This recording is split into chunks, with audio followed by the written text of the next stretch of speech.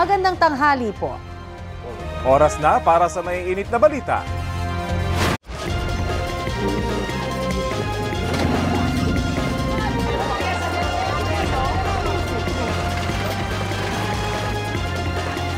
Balitang hali.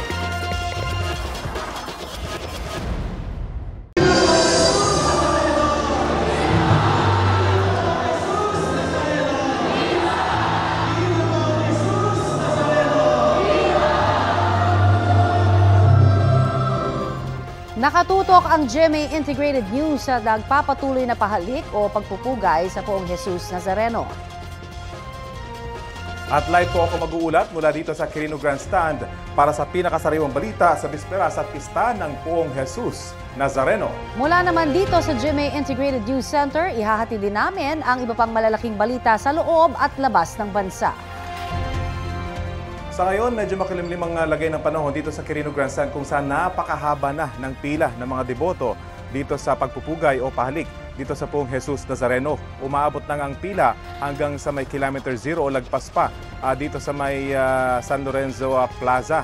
Paikot na yan at sa gitnang bahagi ay nagkakaroon na ng ahas. Ang sinasabi nila, nagkakaroon na ng ahas. So paikot-ikot na yung pila para naman hindi ganun kahaba yung kailangan lakarin ng mga deboto. Sa ngayon ay makulimlim ang panahon, hindi naman tirik ang araw pero may mga nakapayong dahil talagang maalinsangan yung lagay ng panahon. May mga nagpupuna na mga elders o yung mga senior citizen na medyo mabagal daw yung usad ng kanilang pila pero ayon sa mga marshal ay nagiging mabagal lamang dahil yung iba naka-wheelchair kailangan nilang tulungan para lang makapasok doon sa may mismong Quirino Grandstand. Pero sa ngayon, maayos naman daw ang pila. May mga marshal, may mga kawani ng Philippine National Police, Coast Guard na nagbabantay at maging mga tauhan ng MMDA para ma-ensure na maayos yung pila hanggang sa makarating dito sa harapang bahagi ng Quirino Grandstand. Samantala, pansamantalang isasara ang ilang kalsada sa Maynila para sa prosesyon ng Poong Jesus Nazareno bukas. Base sa Manila LGU, magsisimulang isara yan mamayang alas 9 ng gabi hanggang bukas. Kasama riyan ang Bonifacio Drive mula Anda Circle hanggang P. Burgos Avenue, Katigbak Drive, South Drive, Independence Road, pati na ang bahagi ng P. Burgos Avenue mula Rojas Boulevard papuntang Jones, MacArthur at sa Quezon Bridge. Isasara rin ang Finance Road mula P. Burgos hanggang sa Taft, Maria Orosa Street mula TM Calao hanggang P. Burgos, Taft Avenue mula UN Avenue hanggang P. Burgos, Romualdo Street mula UN Avenue hanggang Ayala Boulevard at Ayala Avenue sa parte ng Taft hanggang Romualdez Street. Kabilang na rin ang Carlos Palanca Street mula P. Casal hanggang Plaza Lacson, P. Casal Street mula Carlos Palanca hanggang Arlegues Street, bahagi ng Legarda Street mula Recto Avenue hanggang Arlegues Street, Quezon Boulevard sa Fogoso Street hanggang Quezon Bridge. Maging ang westbound lane ng Espanya Boulevard mula P. Campa hanggang Kalye ng Lerma. Isinailalim na ng Department of Health sa Code White Alert ang lahat ng ospital sa Metro Manila, Central Luzon at Calabarzon bilang paghahanda sa pista ng Poong Jesus Nazareno. Ibig sabihin po niyan, dapat nakahanda ang mga pasilidad at medical personnel para maging mabilis ang pagtugon sa mga emergency o insidenteng may kaugnayan sa kalusugan sa inaasahang malaking pagtitipon. Magtatalaga rin ng medical teams at health stations ang DOH, katuwang ang ilang ahensya at lokal na pamahalaan sa ruta ng prosesyon kabilang ang Quirino Grandstand. Pinapaalalahanan din ang mga deboto na kung masama ang pakiramdam, huwag munang lumahok sa prosesyon. Siguraduhin din ang pag-inom ng sapat na tubig, pagsusuot ng komportabling damit at para maiwasan ang heat stroke, limitahan ang pagbibilad sa init. Tatagal ang Code White Alert ng DOH hanggang sa Biyernes, January 10. Hinahanap pa rin ang driver ng jeep na nakabanggaan ng isang ambulansya sa Quezon City kagabi. 7 ang sugatan sa insidente. Balitang hatid ni James Agustin. Nayupi ang harapang bahagi ng pampasahirong jeep habang nabasag ang windshield ng ambulansya matapos magkabanggaan sa intersection ng Kalayaan Avenue at Viluna Avenue sa Quezon City mag-alas 10 kagabi. May sakay na lalaking pasyente ang ambulansya na ililipat sana ng ospital. 4 na sakay ng ambulansya ang nasugatan, kabilang na ang driver, 2 taga-barangay at kaanak ng pasyente. Ang pasyente naman agad na inilipat sa ibang ambulansya. para madala sa Philippine Heart Center. Nagpapasalamat kami sa Panginoon, wala akong malubang nangyari sa lahat ng sakay ng ambulansya namin. Siguro yung mga galos, mga muscle pain, ganon, chest pain, like yung driver namin. Sugatan din ang 2 pasahero ng jeep. Nadamay sa aksidente maging ang kariton na nakapwesto sa bangketa. Nawasak ito matapos mabangga ng ambulansya. Maswerteng gasgas lang sa noo at braso ang tinamo ni Mang George na natutulog noon sa kariton. May narinig akong wangwang. Parang panaginip na, wang. Bilang tumilapon ako. Nagising ako. Akala ko patay. Kaya kaming dalawa magkatabi, Santo Niño. Sa imbestigasyon ng QCPD Traffic Sector 3, binabagtas ng jeep ang Kalayaan Avenue. Pagdating nito sa kanto ng Viluna Avenue, saktong patawid noon ng ambulansya. Sa kabuuan, 7 ang nasugatan sa aksidente. Patuloy namang hinahanap ng mga otoridad ang tumakas sa driver ng jeep. James Agustin nagbabalita para sa GMA Integrated News.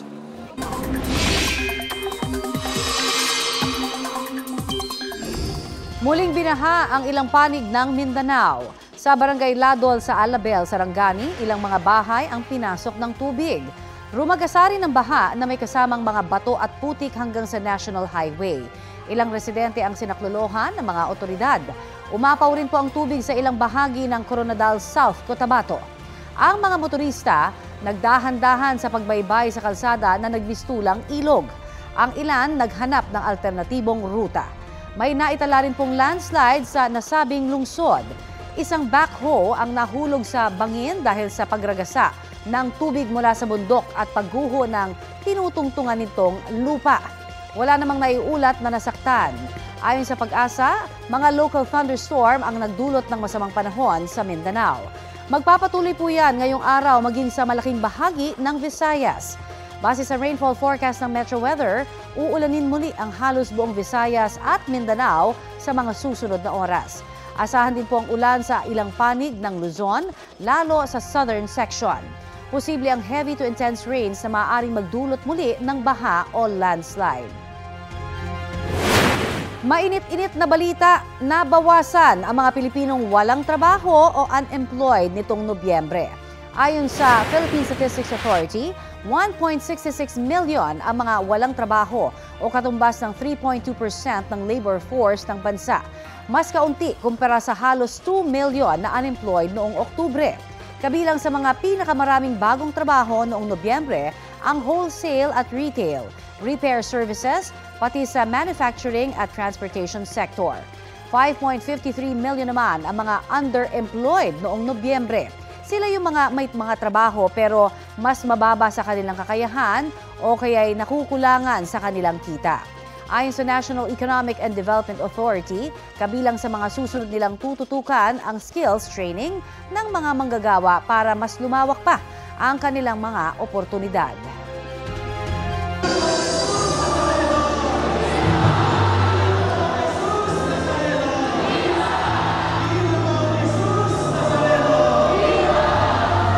Kumustahin natin kung gaano nakahaba ang pila sa mga gustong lumahok sa pagpapugay o pahalik dito sa Quirino Grandstand. May ulat on the spot si Oscar Oida na nasa kabilang bahagi nitong Quirino Grandstand. Oscar? Yes, Rafi, kahapon nag-live rin tayo dito sa Balitang Hali, dito sa Quirino Grandstand, kaparehang oras. At kung kahapon, nasa 300 meters pa lamang yung haba ng pila mula dun sa entablado kung saan nangyayari yung pagpugay o pahalik hanggang sa bago sumapit ng Rojas Boulevard. Ngayon, ito talagang literal ng abot ng Rojas Boulevard. Yung pila, umabot na hanggang dito sa may tapat ng Luneta. Makikita natin sa may tapat tayo ng Luneta, particular dito sa may 0 kilometer, no? Yung kung saan makikita yung estatwa ng Kalabaw dito sa katapat naman ng monumento ni Rizal. So, ganun na kahaba yung pila at nakita natin dito, no? Halo-halo na dito, may mga matatanda, may mga bata. Hindi na iniinda yung matinding init ng araw. Kanina medyo nabanggit mo, sabi mo medyo kulimlim. Ngayon talagang medyo umiinit na naman ang panahon. Pero tuloy-tuloy sila sa pagtsatsaga dito. Makakaabot lang, no, doon sa Poong Jesus Nazareno para personal na makapanalangin, mahawakan, makapagpunas, no? Kaya alamin natin, ano ba yung mga pinagdarasal niyo, sir? Okay naman matanong ko, sir. Ano pangalan niyo po, sir? Rufino Luzon. Ayan, matanong ko lang po, ano po ba yung mga balak nyong ipagdasal pag nakaabot na po kayo doon sa Una pahali? kong pagdadasal yung dialysis ng misis ko. 3 taon na siya nagda-dialysis. Sana ay gumaling na siya. Mga kamag-anak ko may sakit. Yung anak kong kukuha ng board exam sa April. Yun mga ano. At sana laging mas malusog ang buong pamilya. Ayan, okay. Kaya titiisin na lang ang pila. Opo, titiisin lang. Talagang sakripisyo para makuha yung minimiti natin kay Poong Nazareno. Medyo mainit ang panahon, mahaba ang pila, hindi naman makakamasama kay misis. Hindi naman po, kakayanin. Sa tulong ng Diyos po. Medyo talagang tatag lang ng konti. Tatag lang, oo. Okay, maraming salamat sir. Okay, dahil nga nabanggit natin, mainit yung panahon, mahaba yung pila, sinasamantala naman ito ng pagkakataon ng ilang mga negosyante dito. May mga nagbebenta na ng mga payong. Bukod yan, dun sa mga nauna natin nabanggit na may mga binibentang mga kalendaryo, mga tuwalya, panyo ng Poong Jesus Nazareno. At marami na rin, mayroon na rin nagbebenta ng mga pagkain dahil nga yung mga tao dito nakapila, hindi na rin naman nila maiwan yung pila para bumili pa ng pagkain. Ayan, may mga naglalako na rin dito. As of the moment, Rafi, ayon sa mga pulis na nakausap natin, yung estimated population dito sa area ng Quirino Grandstand kung saan naroon tayo ay nasa mahigit 14,000 na raw. Hindi lang yung mga nakapila, kundi sa paligid.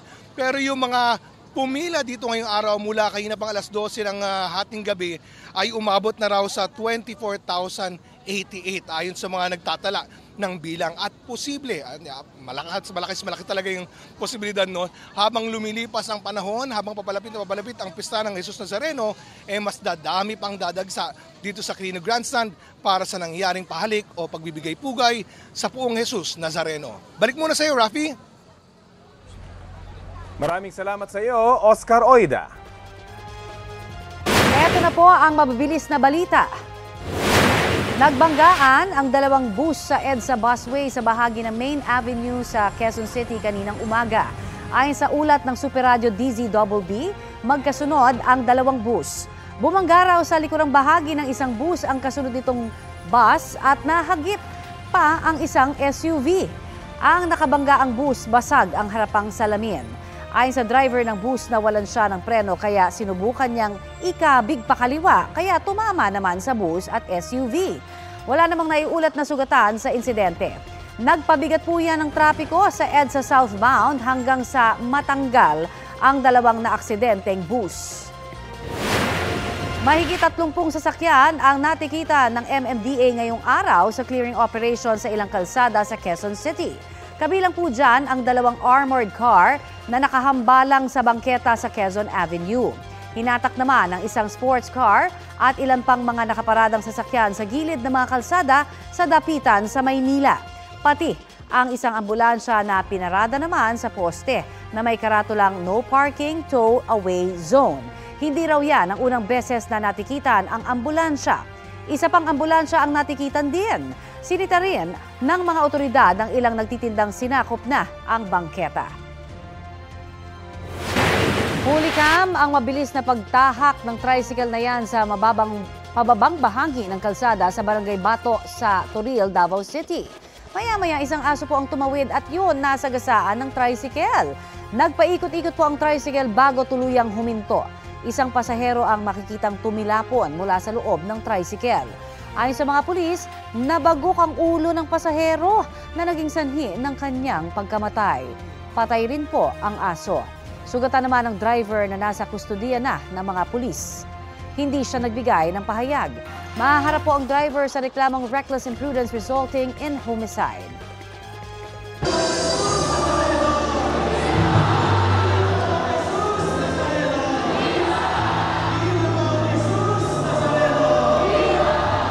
Narito po ang mga paalala mula sa pamunuan ng Minor Basilica National Shrine of Jesus o Jesus Nazareno o Quiapo Church para sa mga dadalo sa pista ng Poong Jesus Nazareno bukas. Bawal pong sumampa sa andas at huwag itulak ang mga kapwa-deboto habang nagpo-prosesyon. Hinihikayat na magdala ng bag na transparent para madaling ma-inspeksyon. Huwag din kalimutang kumain bago sumama sa prosesyon. Bawal din pong magdala ng payong o magsuot ng sombrero at hoodies. Hinihikayat na huwag magdala at gumamit ng mga camping tent, mesa at iba pang pang-picnic para sa mga mananatili overnight. Hinihikayat din ang pagdadala ng transparent water bottles kaya magdala po ng tumblers. Pinagbabawal din ang pagdadala ng drone, professional camera, selfie sticks, portable appliances, malaking bag, nakalalasing na inumin at mga alagang hayop. Pinahihintunutan naman ng mga deboto na magpuna sa Poong Jesus Nazareno. Ang pagkapit naman sa lubid sa andas, pinapahintunutan basta't panatilihin ang kaayusan sa prosesyon at hindi makakagulo. Nagpaalala rin sa mga deboto na panatilihin ang kalinisan sa Quiapo Church at Quirino Grandstand. Ang mga bata at may sakit na deboto, hinihikayat na maghintay na lang sa gilid ng kalsada.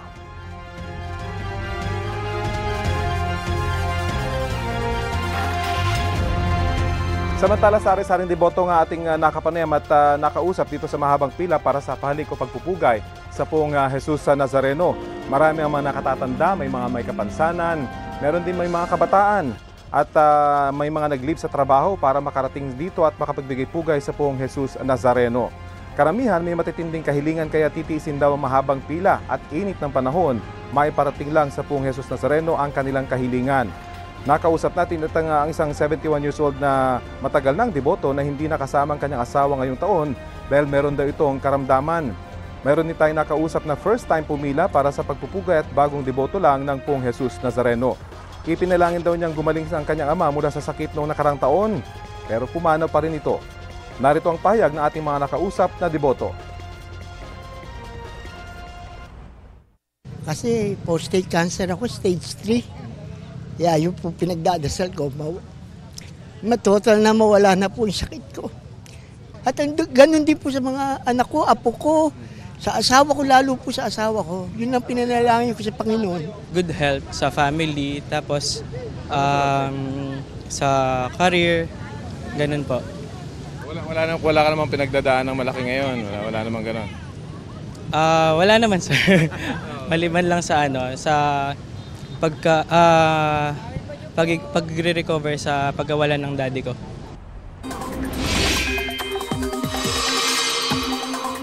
Makakapuso, kasabay po ng pista ng Poong Jesus Nazareno bukas. Asahang magiging maayos ang lagay ng panahon dito sa Metro Manila pero nananatili pa rin po ang tsansa ng ulan. Base sa forecast ng Pag-asa, magiging maaraw ang panahon ngayong Miyerkules at bukas, mismong araw ng traslasyon ng Nazareno. Hanggang 30% ang posibilidad na uulanin po ang kapistahan. Ang mga deboto, mainam na magbaon ng clear o transparent na kapote. Bawal po kasi ang payong. Maglalaro sa 22 hanggang 30 degrees Celsius ang temperatura sa Metro Manila. Kung titignan naman ang datos ng Metro Weather, posibleng ulanin ang NCR mamayang gabi. Light to moderate rains ang mararanasan. Sa ngayon, apektado po ng hanging amihan ng NCR at ilan pang bahagi ng Luzon. Ayon po yan sa Pag-asa. Shear line naman ang umiiral sa ilang panig ng Southern Luzon at Eastern Visayas. Dahil sa amihan, naitala po ngayong Miyerkules ang 14.4 degrees Celsius na minimum temperature sa Baguio City, habang 22.8 degrees Celsius dito naman sa Quezon City. Nababahala na ang Malacanang sa pananatili ng monster ship ng China Coast Guard sa loob ng Exclusive Economic Zone ng Pilipinas. Ayon kay Executive Secretary Lucas Bersamin, nakaalerto pa rin ang Philippine Coast Guard kaugnay sa galaw ng monster ship. Patuloy rin daw ang pakikipag-usap ng gobyerno ng Pilipinas sa China para marisolba ang issue sa South China Sea. Sa monitoring ng PCG kahapon, bumalik ang monster ship malapit sa Capones Island sa Zambales. Doon din ito nakita noong Sabado, bago lumipat malapit sa Lubang, Occidental Mindoro nitong Lunes. Patuloy ang pag-radio challenge at pagbuntot ng BRP Cabra sa monster ship. At para naman sundan ang BRP Cabra, nagpadala ng helicopter ang Chinese Navy. Git ng Chinese Foreign Ministry, makatwiran at naayon daw sa batas ang mga aktibidad ng kanilang Coast Guard sa South China Sea. Tinutugis pa rin ang suspect sa pamamaril sa isang lalaki sa Dasmariñas, Cavite. Balitang hatid ni Bam Alegre. Dead on the spot ang lalaking ito sa Dasmariñas City sa Cavite matapos siyang barilin sa ulo. Base sa investigasyon ng mga polis, kakatapos lang daw mga lakal ng basura ng biktima nitong Lunes nang may makasalubong nakakilala sa isang eskinita. Doon na raw nangyari ang krimen. Di umano ang suspect ay isang barangay tanod. Ayon sa naging investigation, bali nagkasulbong tong biktima at saka tong suspect. Tapos noong dinaanan nila yung parehas na pagtalikod nitong biktima, bigla na lang siyang binaril ng suspect. Bukod sa tama ng bala ng baril sa ulo, may tama rin ng bala sa paa ang biktima. Hindi na-recover ang murder weapon, kaya hihintayin pa ng pulisya ang resulta ng ballistic exam para malaman kung anong uri ng baril ang ginamit sa krimen. At large pa ang suspect at target na ng manhunt operation ng pulisya. May lead na raw ang mga otoridad sa kanyang pagkakakilanlan. Siguro mas maganda na sumuko na lang siya at ipaliwanag na lang niya yung rason bakit niya nagawang patayin yung biktima natin. Naharap ang suspect sa kasong first-degree murder.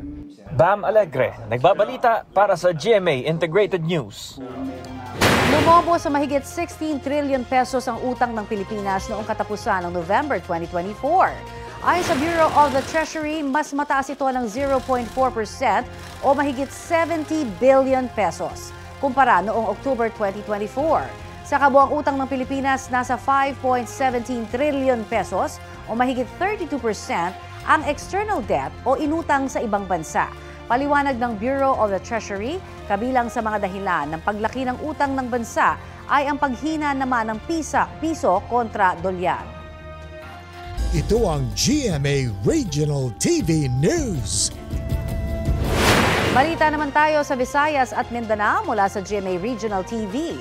Critical po ang lagay ng isang lola sa Karkar, Cebu matapos umanong silaban ng kanyang manugang. Cecil, ano bang nangyari?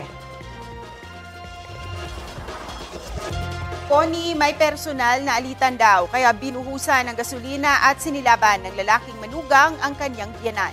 Yan at iba pang may init na balita, hatid ni Femery Dumabok ng GMA Regional TV. Sa videong ito nakuha ng batang 11 anyos, maririnig ang sigaw ng kanyang lola mula sa kanilang bahay sa Karkar City sa Cebu.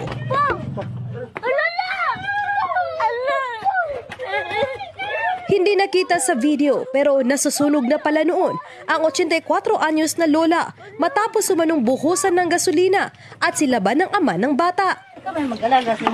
Bago ang insidenteng yan, makikita pa ang biktima na naglalaba habang kinakausap ng suspect. Hinahanap ng suspect ang asawa niyang hindi na umuwi sa kanilang bahay sa Minglanilla, Cebu noon pang December 16. Nakuha sa cellphone papa na ko, iyagyatag na videoan doon mo lula. Na mo to, istoryahan na sila. Na mo to, iyang gikuha ang iyang bag.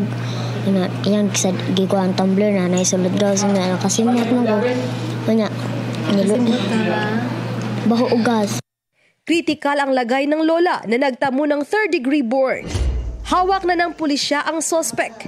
Nakuha sa kanya ang 4 na tumbler na nilagyan ng gasolina. Accordingly, itong suspect at yung victim, meron na silang mga previous na grudges, personal grudges. Kasi ayon pa sa ating suspect, binibrainwash niya daw lola yung asawa niya. Then later on, sinabi ng suspect na hindi ata umuwi sa bahay, hindi umuwi yung misis niya sa bahay. Ayon sa suspect, gusto lang niyang malaman kung saan nagpunta ang kanyang asawa. Pero sabi ng kanilang anak, lumayas umano ang kanyang ina dahil binubugbog siya ng suspect. Kana akong asawa, ma'am. Kung na ako'y problema, digi ko makaon. Mara na, ma'am. Saan pa na murag imong daot ko sa mga asawa. Sinampahan na ng kasong frustrated murder ang suspect. Mga isuon nga kuan ko no ang kaso kay si mama ko no kay namisod naman sad si mama gudron git ko alam siya tubo yung liog.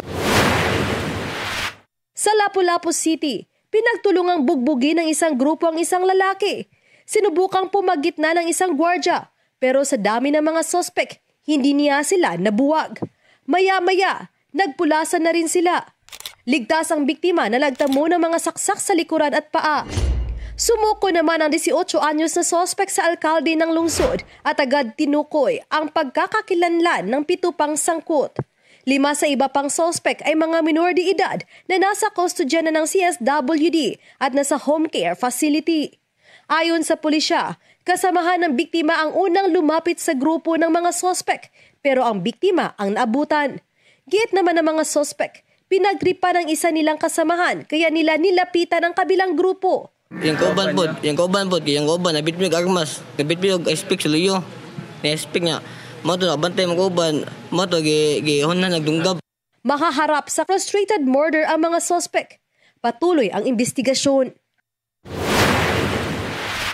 Nagkarambola ang 5 sasakyan sa Manolo Fortich, Bukidnon. Ayon sa Manolo Fortich Police, binabaybay ng 10-wheeler ang National Highway, Cagayan de Oro City nang biglang mawala ng kontrol ang driver nito.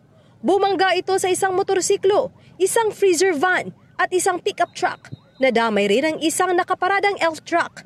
Patay ang driver ng freezer van. Sugatan naman ang driver ng 10-wheeler na nagpapagaling sa ospital at wala pang pahayag. Sugatan din ang mga driver ng nabanggang motorsiklo at pick-up. Hinihintay pa ng pulisya kung magsasampa ng reklamo ang pamilya ng nasawing driver ng freezer van. Marie Dumabok ng GMA Regional TV. Nagbabalita para sa GMA Integrated News. Patay ang 2 nagbabaklas ng Christmas decoration sa Mabinay, Negros Oriental matapos nilang makuryente. Base sa investigasyon, nasagi ng boom lift ang linya ng kuryente habang tinatanggal nila ang mga dekorasyon. Umuulan din noong oras na yon. Dahil sa insidente, 5 tao ang dinala sa ospital. Doon na nasawi ang 2 sa kanila. Habang nasa maayos na ang kalagayan ang 3 iba pa na nagtamo ng paso. Kinilala ng pulisya ang 2 nasawi na isang barangay councilor sa bayan at isang lift truck operator. Mga mare at pare, bago magpakitang gilas sa pag-arte sa upcoming Kapuso series na My Ilonggo Girl, nag-ala Beyonce muna si star of the new gen, Jillian Ward.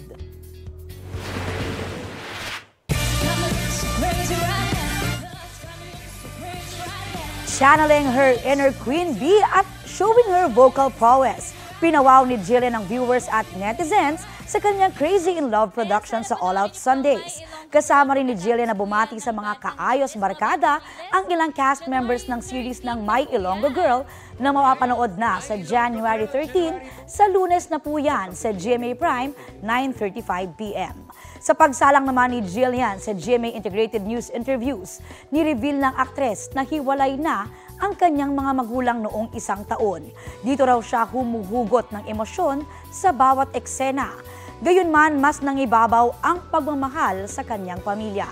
Naging emosyonal si Jillian nang magbigay ng mensahe para sa ina. Well, my mom is my life. So, wait lang. So, lahat po ng ginagawa ko, it's for her. Well, my dad din and my siblings, pero more on my mom. I super love my mama. So I hope she's proud. And kasi po when she was growing up, hindi niya na-achieve lahat ng gusto niya ma-achieve. So gusto ko lahat ng hindi niya na-achieve for herself, i-achieve ko sa sarili ko for her.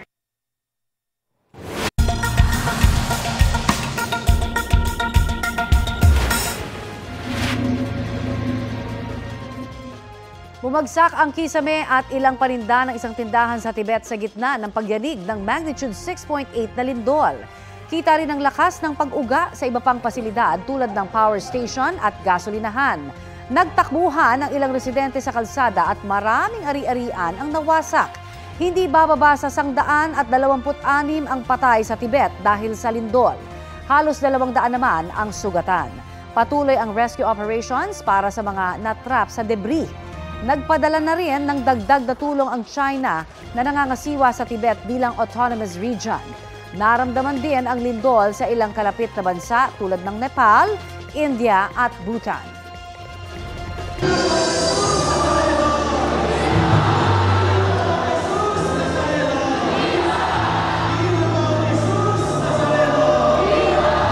Live pa rin po tayo dito sa Quirino Grandstand kung saan ko yung narinig ay maingay dito sa stage dahil nagkakaroon sila ng testing ng kanilang speakers na gagamitin para sa misa bukas ng umaga. Kung ikukumpara ng mga nakaraang taon, di hamak na mas mahaba daw talaga ang pila ngayon dito sa pahalig sa Quirino Grandstand. Alas 6 pa lang doon ng umaga kanina at maging kagabi, humaba na talaga ang pila.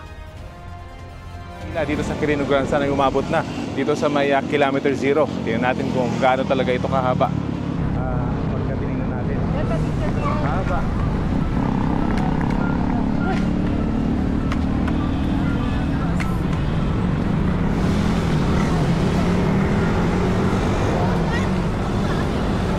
Umaga pa lang, mahaba na ang pila at oras na ang inaabot ng mga gustong makarating sa Poong Jesus Nazareno sa Quirino Grandstand para sa pagpupugay.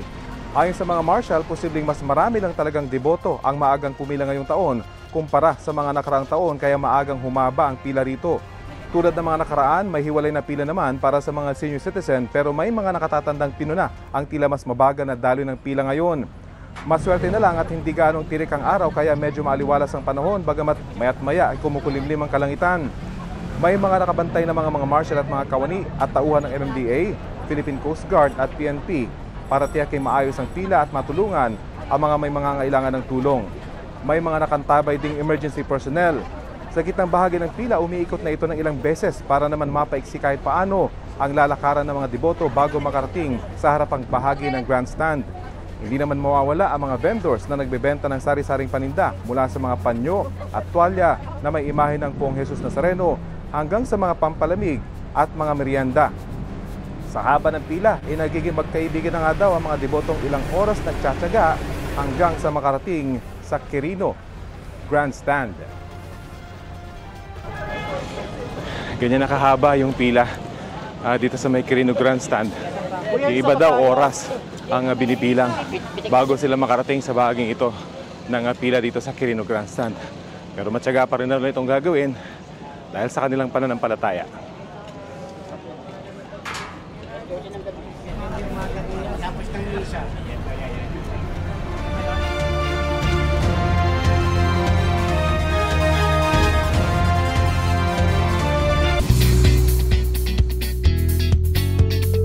Na-finalize na raw ang divorce settlement ng Hollywood power couple na sina Ben Affleck at Jennifer Lopez. Base yan sa mga nakuhang dokumento ng isang US entertainment magazine. Noong August 20, 2024, nang mag-file ng divorce si Jennifer. April 26 ng parehong taon ang nakalagay na petsa ng separation ng dalawa. Bago ang hiwalayan, 2 beses silang ikinasal noong 2022.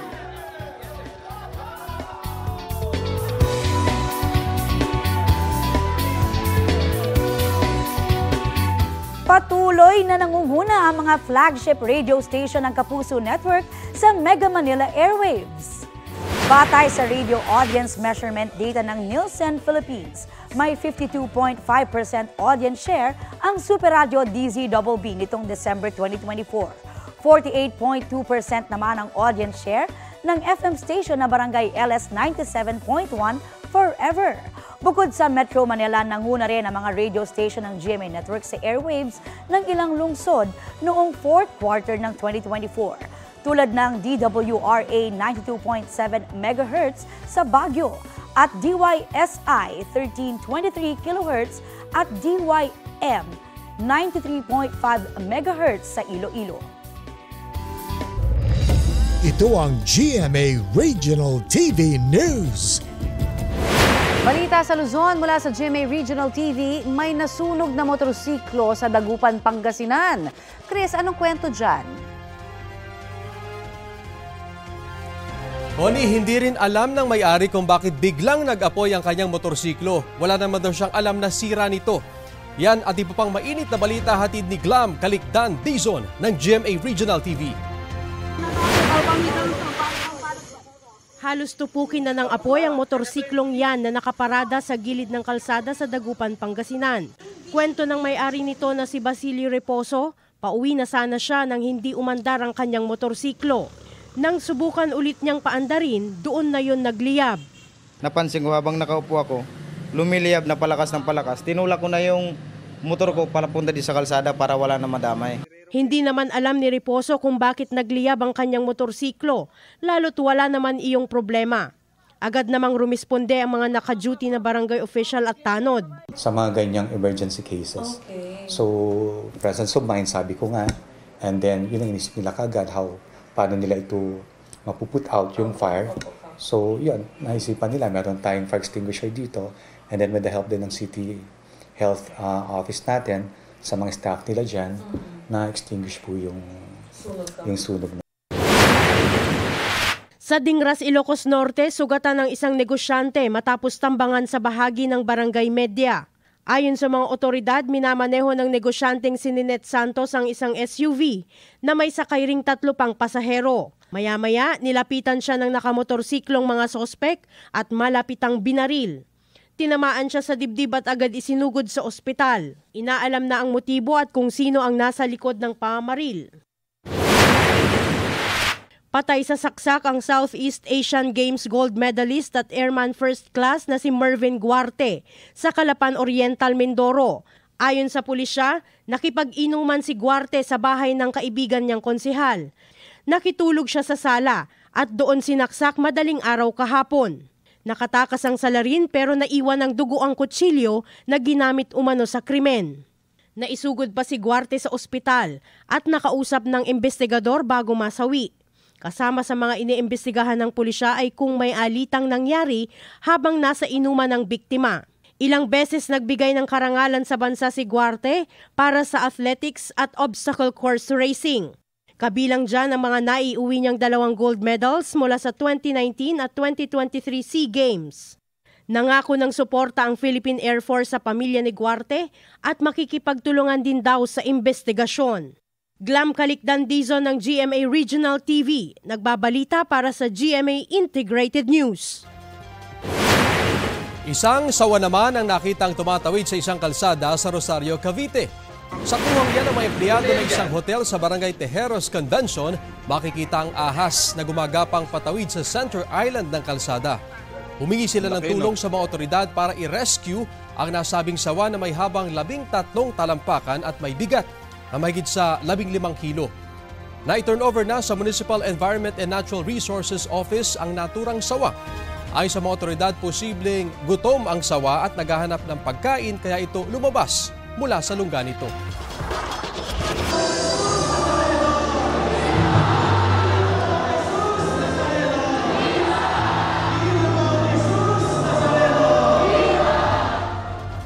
Alamin natin ang sitwasyon sa Minor Basilica and National Shrine of Jesus Nazareno. May ulat on the spot si Von Aquino. Von? Grabe ang ilang deboto na hindi na makadadalo sa mga aktibidad dyan sa Quirino Grandstand ay dito sa Quiapo Church ginawa ang kanilang debosyon at panata sa Poong Jesus Nazareno. Tulad ng breast cancer patient at senior citizen na si Lorna Arcano. Naniniwala raw siyang dahil sa kanyang debosyon sa Poong Jesus Nazareno, tuluyan na siyang gagaling sa cancer matapos maoperahan noong nakaraang taon. Nagsimba rin ang kanyang kapwa senior citizen na si Evelyn na kahit naka-wheelchair, tuloy pa rin ang panata sa poon ngayong taon. Dumayo naman mula pa Calamba, Laguna ang grupo ni Nori Sevilla na hindi na rin daw makakadalo sa traslasyon kaya nagsimba ngayong araw dito sa Quiapo Church. Ang lahat ng mga papasok sa simbahan kailangang dumaan sa Villalobos Street kung saan nakapwesto na ang mga walk-through scanners at x-ray machines na bubuksan alas 12 ng tanghali. Tinanggal ang mga vendors para maluwag na makadaan ang mga magsisimba. Pero dahil nitong umaga ay regular mass pa lang, nakapagtinda pa ang mga vendors sa Plaza San Juan, pero sila ay pagbabawal na simula 3 p.m. Ang tanging labas ng mga nagsimba ay sa Quezon Boulevard at Carriedo Street. Siyempre, nakakapag-ado ako ng mga panalangin ko. Siya lang talagang pinaka-the best na pinakamagaling na dakilang manggagamot. May mga deboto po tayo na hindi talaga pumupunta ng ika-anero ng ika-siyam ng Enero dahil alam nila talagang maraming tao at ayaw nilang makipagsapalaran, kaya ahead of time gusto na nilang magsimba. That's the reason why as early as 3 in the afternoon, yung mga misang gaganapin ay para sa misa na ng ika-siyam ng Enero. Rafi, ang mga fiesta masses naman dito sa Quiapo Church ay gaganapin oras-oras mula 3 p.m. hanggang 11 p.m. Rafi? Maraming salamat, Von Aquino. Samantala, nagpadala ng mga patrol at rubber boat ang Philippine Coast Guard sa bahagi ng Pasig River na daraanan ng prosesyon ng Poong Jesus Nazareno sa Maynila bukas. Ayon sa PCG Malacanang, itatalaga ang mga patrol boat para tumulong sa pagresponde sa anumang klase ng emergency. Magtatalaga rin daw ng rescue teams, divers at iba pang handang sumaklolo sa ilang tulay na malapit sa ruta ng prosesyon tulad ng Ayala Bridge, Quezon Bridge, MacArthur Bridge, Jones Bridge at Binondo Intramuros Bridge.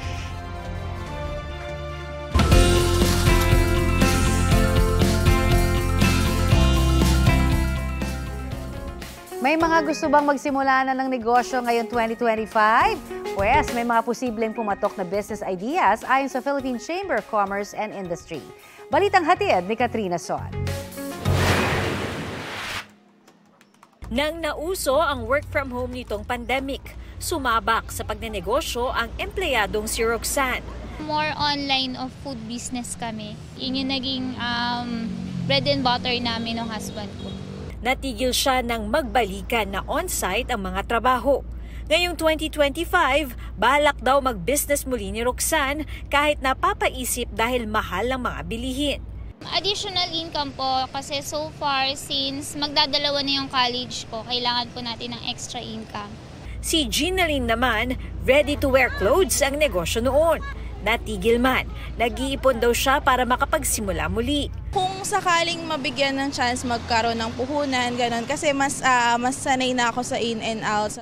Ano naman kaya ang nais na negosyo ng iba kung sakali?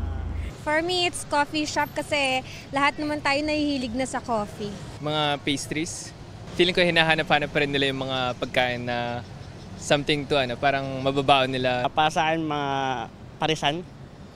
Pilipino mahilig kumain. Sabi ng Philippine Chamber of Commerce and Industry o PCCI, magandang magsimula ng negosyo ngayong taon, online man o may pwesto o brick and mortar. There are many internet users now, and so it's easy for them to go into the internet. So e-commerce will even grow more than 20%. Ang forecast ng PCCI, magiging patok ang food stall business dahil mabilis at madaling pasukin. Sunod ang freelancing sa digital media o creatives. Maaari rin daw subukan ang mobile car wash, lalo't dumarami ang mga may sasakyan. Maganda rin daw ang solar energy business dahil marami na ang nag-a-adopt ng sustainable living. Hindi rin daw mawawala ang wellness centers para sa mga health conscious o nais ma-relax from everyday stress. At anumang pet-related business, lalo't maraming nag-aalaga ngayon ng aso o pusa. Iba pa rin daw ang may sariling negosyo kahit maliit lang. Pero para mapaunlad ito, dapat samahan ng sipag at tiyaga at humanap ng mentor para magabayan. Most of these successful businesses, they all were micro before. They were small. If you fail, stand up right away and even do better. Mas siya, fulfilling kasi mas malaki siya, yung kinikita niya sa totoo, mas malaki siya sa 8 to 5 job. Katrina Son nagbabalita para sa GMA Integrated News. Ito ang GMA Regional TV News. May dambuhalang buwayang napadpad sa dalampasigan ng Laguyan, Tawi-Tawi. Nahuli ng mga residente sa barangay Kiniktal ang buwaya na may haba raw na 18 talampakan. Mabagal daw ang kilos ng buwaya dahil sa laki at bigat nito. Nakikipag-ugnayan na ang mga otoridad sa Ministry of Environment, Natural Resources and Energy ng Tawi-Tawi para ma-turn over ang buwaya. Mainit-init na balita, sumuko ang actress-comedian na si Rufa May Quinto sa NBI kaugnay sa arrest warrant laban sa kanya na inilabas ng Pasay Regional Trial Court. Dumating si Rufa May kaninang umaga sa NAIA Terminal 1 mula sa California sa Amerika. Naharap si Rufa sa ilang paglabag sa Securities Regulation Code na may kinalaman sa kumpanyang Dermacare. Dati nang itinanggi ng kampo ni Rufa na sangkot siya sa paratang na large-scale staffa. Biktima rin daw siya.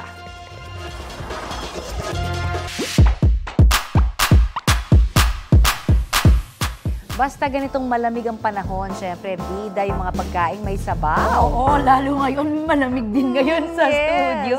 Sa Heilongjiang Province sa China, may pangmalakasang entry ngayong cold weather. Yes, kaya ito yan, usok pa lang. Siguradong matatakam na agad ang mga bibisita sa isang ice house sa Harbin City. Tampo kasi roon ang isang giant hot pot. Samot-saring ingredients ang bida. Kwento ng ilang bumisita, sulit ang pagbisita dahil sa sukat ng hot pot. Bukod sa enjoy na sa aktibidad, busog pa raw sila sa hot pot. Sana makarating dito yan. Ang laki ng hot pot. Oo nga, pero talagang nakakaaliw. Pandagdag din yan sa ambiance, di ba? Oo. At saka mukhang hindi siya mauubos, ha? Malamang mauubos sa dami rin nila sa dami China. rin, oo. Sana makarating sa atin kasi Ayan. ang lamig ngayon. Ibale, ililibre na lang kita. Ito po ang Balitang Hali. Bahagi kami ng mas malaking misyon. Ako po si Connie Sison. Kasama niyo rin po ako, Aubrey Carampel. At live mula rito sa Quirino Grandstand, Rafi Tima po para sa mas malawak na paglilingkod sa bayan. Mula sa GMA Integrated News, ang News Authority ng Filipino.